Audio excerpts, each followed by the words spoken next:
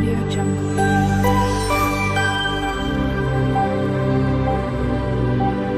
Audio Jungle. Hello everyone, જય શ્રી કૃષ્ણ. મારી ચેનલમાં તમારું સ્વાગત છે. આજે હું નાના મોટા સૌને ભાવે તેવા રેસ્ટોરન્ટ સ્ટાઇલ ચીઝી મસાલા પાસ્તાની રેસીપી શેર કરવાની છું.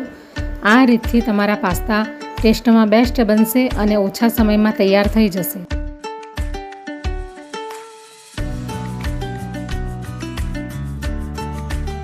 ચેનલ પર નવા હોવ તો જરૂરથી ચેનલ સબસ્ક્રાઈબ કરજો, જેથી મારા દરેક વિડીયોનું નોટિફિકેશન તમારા સુધી પહોંચશે. આજે હું સ્પાઇસી મસાલા પાસ્તાની રેસીપી બનાવવાની છું. તો એના માટે મેં આ 200 ગ્રામ જેટલા પાસ્તા લઈ લીધા છે અને હવે આપણે આ પાસ્તાને બોઇલ કરવા માટે મૂકીશું. તો મેં ગેસ ઉપર મોટા બાઉલમાં પાણી લઈ લીધું છે, 3 થી 4 મોટા ગ્લાસ. તો હવે પાણી ગરમ થવા આવ્યું છે. તો હવે આપણે સૌથી પહેલાં એની અંદર 1 ચમચી મીઠું નાખીશું, 1 ચમચી ઓઇલ નાખીશું. આ ઓઇલ નાખવાનું કારણ એ જ છે કે પાસ્તા આપણા સ્ટીકી ન બની જાય એટલા માટે. તો હવે પાણી ગરમ થઈ ગયું છે. તો હવે આપણે આ પાસ્તાને અંદર બોઇલ કરવા માટે નાખી દઈશું. એકવાર હલાવી લઈએ. 7 થી 8 મિનિટ સુધી એને બોઇલ થવા દઈશું. 7 થી 8 મિનિટ થઈ ગઈ છે પાસ્તાને બોઇલ થતાં. તો હવે આપણે ચેક કરી લઈએ કે આપણા પાસ્તા બોઇલ થયા છે કે નહીં. હા, થઈ ગયા છે.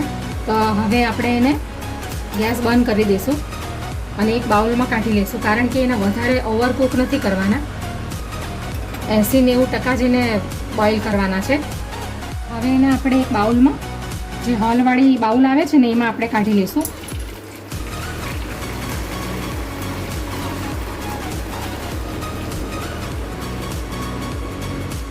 હવે આપણે એને થોડા કોરા થવા દઈશું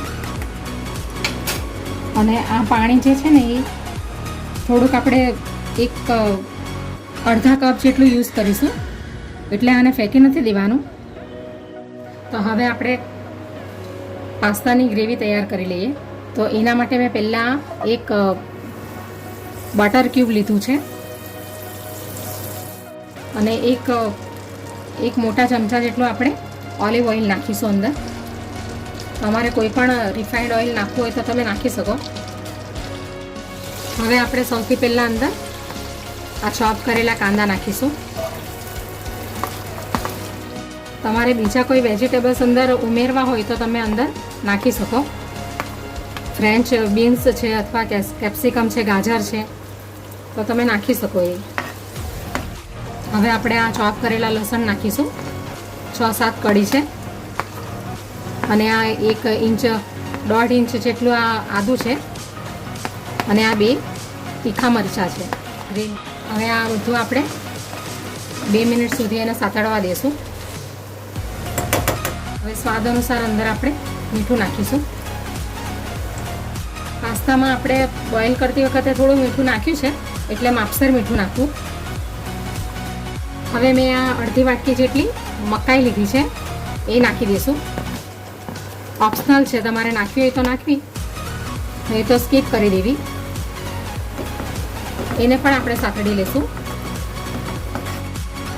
2 મિનિટ સુધી આપણે એને કવર કરી લઈશું, એટલે મકાઈ સારી રીતના ચડી જાય.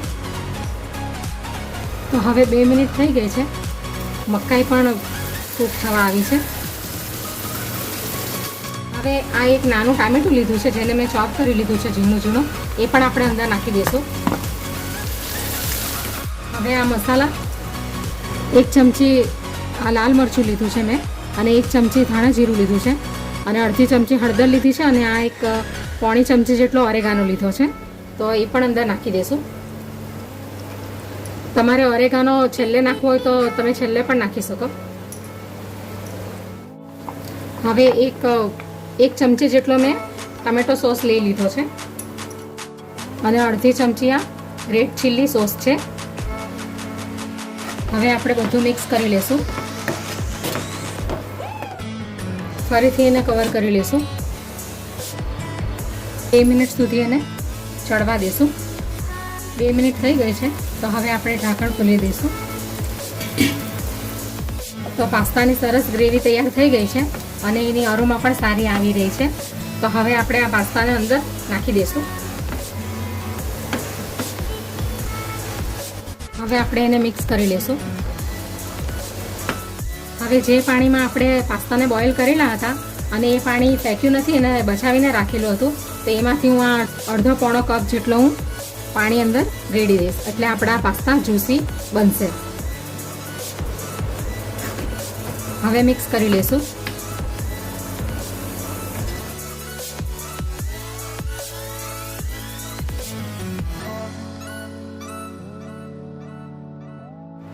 તો હવે આપણા પાસ્તા રેડી થઈ ગયા છે. તો હવે આપણે એની ઉપર થોડું ચીઝ નાખી દઈશું, એટલે ચીઝ નાખવાથી બરાબર એની ગ્રેવી ઠીક બનશે. હવે અડધી ચમચી જેટલા આપણે કાળા મરીનો પાવડર નાખી દઈશું. હવે આપણે મિક્સ કરી લઈશું બધું બરાબર.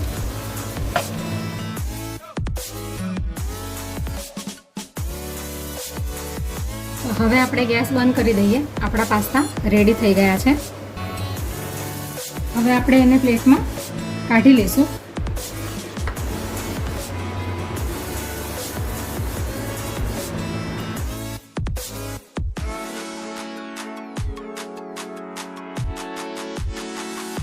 હવે આપણે એની ઉપર થોડું ચીઝ ગ્રેટ કરી લઈશું.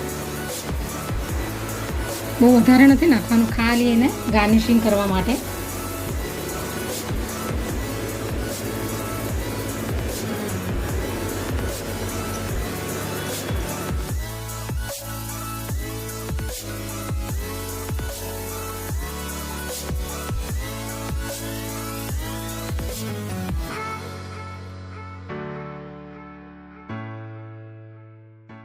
Audio Jungle.